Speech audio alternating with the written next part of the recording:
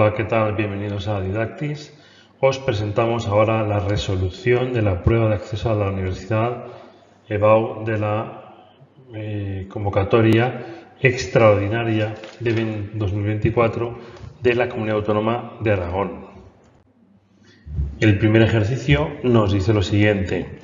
La compañía Salamina, dedicada a la fabricación de navegadores, está planteándose la conveniencia de fabricar por sí misma un componente o bien adquirirlo en el mercado. Está claro que este es un ejercicio de la decisión de comprar o producir. ¿Vale? Seguimos. En el primer caso, los costes fijos serían de 500.000 euros y el coste variable unitario sería de 130 euros. En el segundo caso, la empresa ha contactado con la empresa proveedora que suministra el componente a 150 euros cada uno. Tenemos toda la información para poder calcular los costes y nos dice lo siguiente. Suponiendo que la empresa necesita 40.000 unidades de dicho componente al año, calcule los costes de cada opción e indique cuál es más aconsejable. Vale. A partir de qué volumen de producción anual la decisión de fabricar dicho componente implica unos costes inferiores, ahora veremos. La directora de producción dice que además habría que contratar a una serie de 10 trabajadores nuevos que supondría un coste mensual adicional de 3.000. Vale. Y luego en el D, la compañía contaba con 160 trabajadores y alcanzó una producción total de 200.000 navegadores. De acuerdo con esta información, contrató un número de empleados adicionales y la productividad del trabajo se incrementó en un 12% y la producción anual se incrementó en un 40%. Bien, con esta información nos pregunta cuál fue la productividad en 2021 y cuántos trabajadores adicionales contrató la compañía. ¿Vale? Vamos a ver todas estas soluciones. Lo primero, hay que comparar el coste de compra y el coste de producción o de fabricación. Con la información que tenemos, el coste de compra unitario son 150, las unidades que produce son 40.000, por lo tanto, coste de compra 6 millones y coste de fabricación, costes fijos más costes variables por la cantidad, 5.700.000. Por lo tanto, le interesa para esa cantidad de 40.000 unidades fabricadas, les interesa más fabricar ese producto, esos navegadores. Bien, la segunda pregunta nos dice a partir de qué volumen de producción anual la decisión de fabricar dicho componente implica unos costes inferiores a los de compra. Bien, este cálculo sería similar al del umbral de rentabilidad. Entonces, habría que igualar el coste de compra con el coste de fabricación. ¿Vale? Entonces, una vez sustituidos los valores, el valor incógnita que nos queda es el valor de la Q, que es el valor de las unidades para las cuales es indiferente comprar y producir. Por lo tanto, si me dice que a partir de qué volumen de producción anual la decisión de fabricar dicho componente implica unos costes inferiores a los de compra, sería a partir de 25.000 componentes. Luego dice, la directora de producción advierte de que la fabricación del componente de la propia empresa además haría necesario contratar 10 nuevos trabajadores. Vale.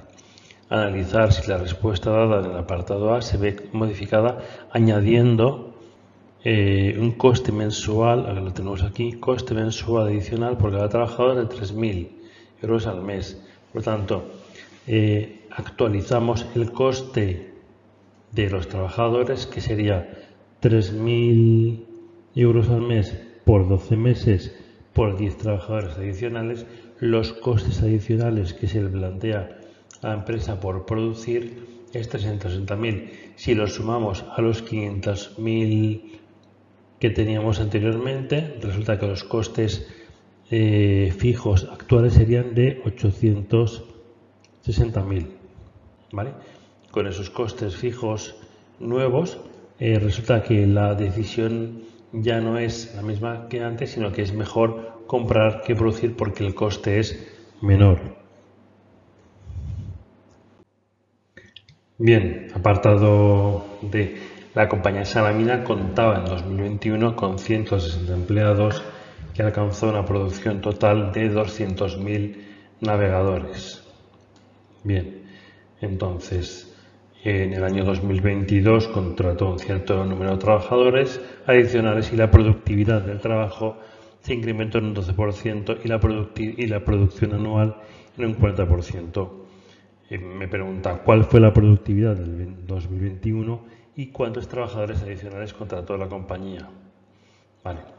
La productividad del año 21 se calcularía dividiendo la producción en unidades físicas, que tenemos aquí, 200.000, y el número de empleados, que son 160. Por lo tanto, 1.250 navegadores por trabajador. Tened en cuenta siempre las unidades. Bien. Luego, como sé que la productividad del 2022 es la productividad del 2021 por incrementado un 12%, multiplicaré por 1,12, por lo tanto la productividad del 22 es de 1.400 navegadores. Si la productividad del 22 es de 1.400 y la producción se incrementa en un 40%, de acuerdo con el enunciado, ¿vale? Entonces nos podemos calcular el número de trabajadores del año 22. Por lo tanto, 200 trabajadores. Si había tenido 160 empleados en el 2021 y ahora tenía 200, se incrementó en 40 trabajadores adicionales. Bien, otra cuestión. La compañía Maratón presenta las siguientes cuentas de su balance en el año 2021. Bien, me pregunta me dice que ordene y cuantifique las masas patrimoniales del balance en cada uno de los años, detallando, cuando sea posible, subdivisiones dentro de las masas. Se plantea en la página siguiente la información del enunciado para transformarla en un balance de situación. En segundo lugar, me pide que calcule el fondo de maniobra para cada uno de los años, indicando cuál es la situación, y después, dada esta información, partidas que componen el patrimonio neto de la empresa, me dice en qué situación patrimonial se encuentra la empresa en 2022 y justifique la respuesta. Teniendo en cuenta la evolución de la situación patrimonial, habría que decir o que justificar en qué medida qué medidas le aconsejaría adoptar. Vale.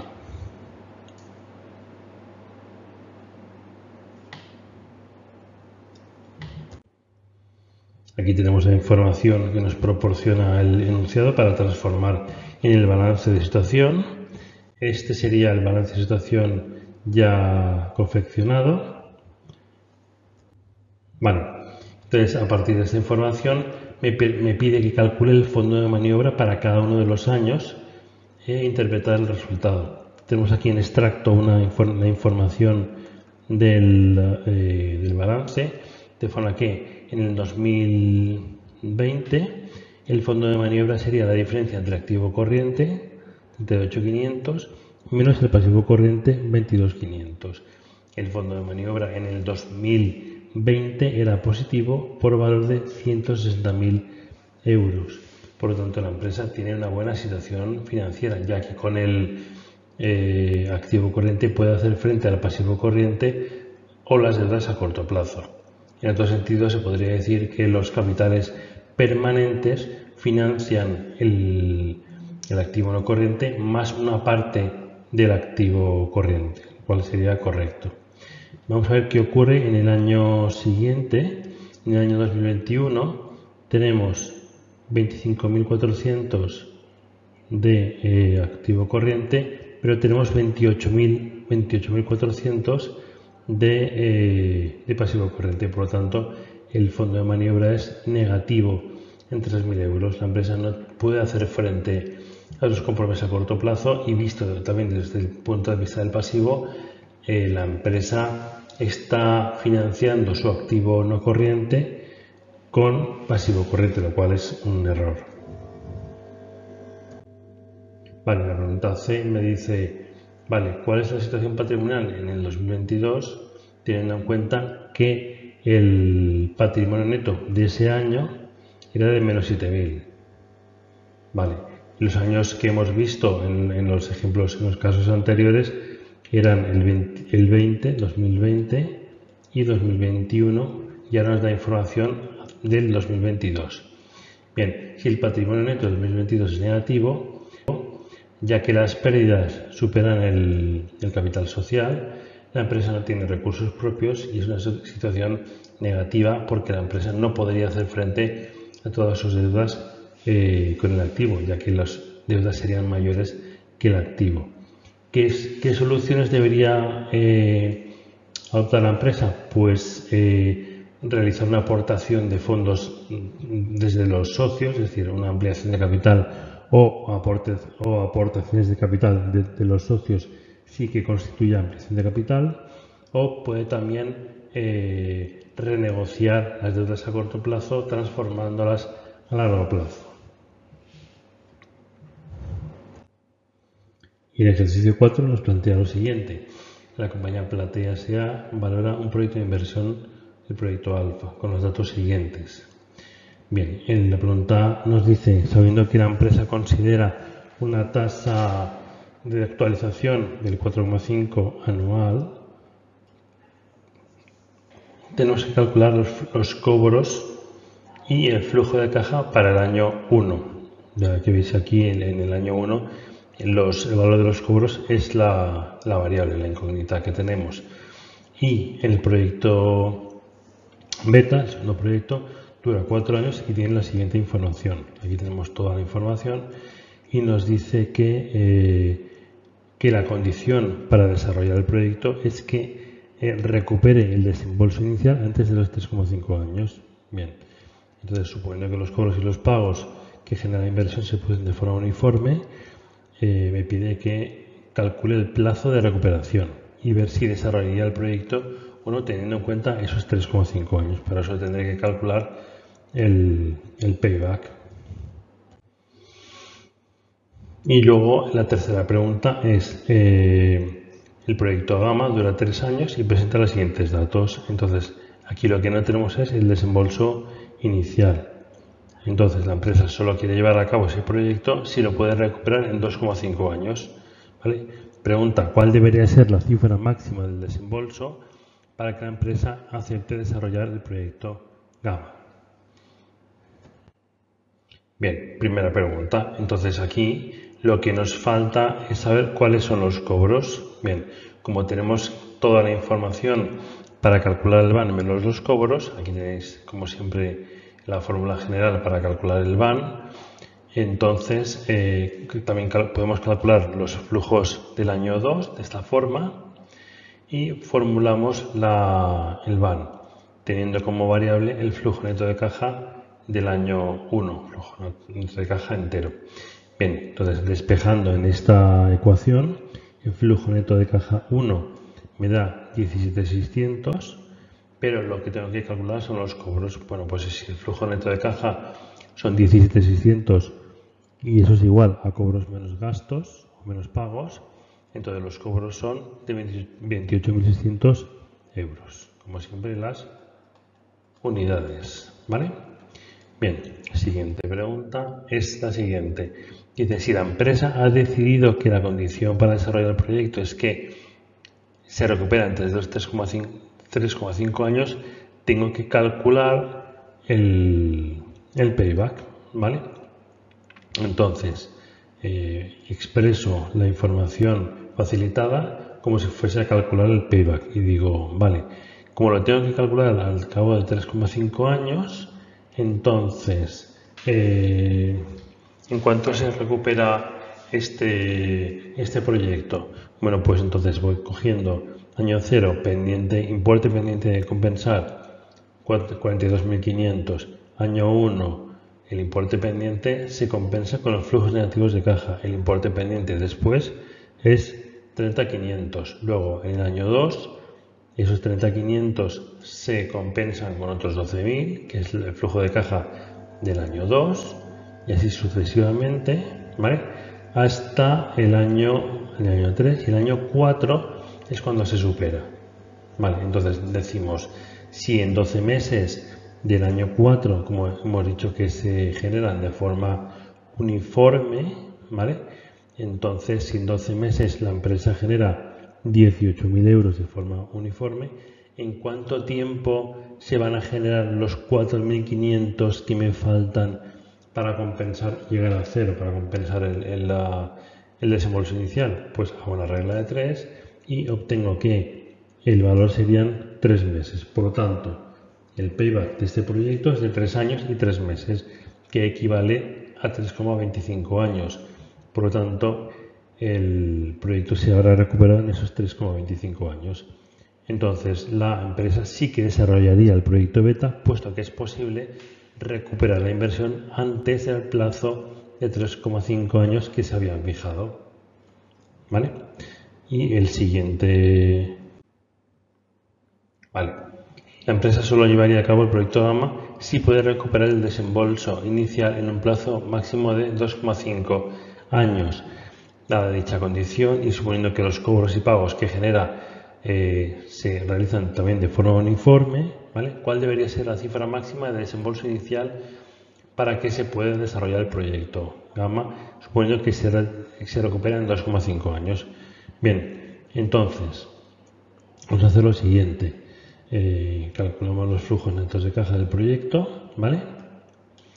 Y vamos a hacer como si